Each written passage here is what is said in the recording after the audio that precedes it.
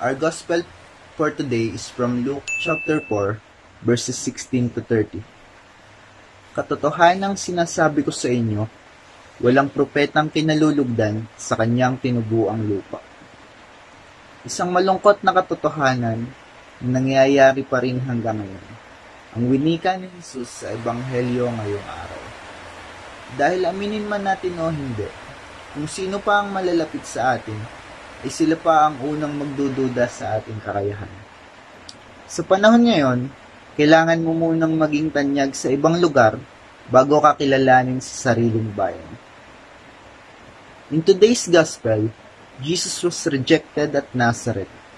Ngunit hindi siya nagpadala sa rejection na ito.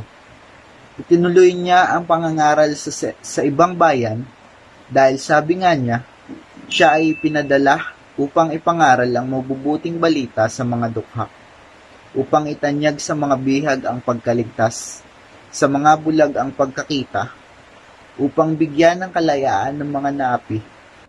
Throughout our lives, people will reject us, will put labels on us based off our backgrounds to hinder us and to stop our progress. Ngunit gaya ni Jesus, matutunawa tayo i-ignore ang mga labels na ito at ituloy lamang ang ating magagandang ginagawa. Don't be afraid of rejections. Ignore people's words and seize every opportunity to learn and to proclaim God's words.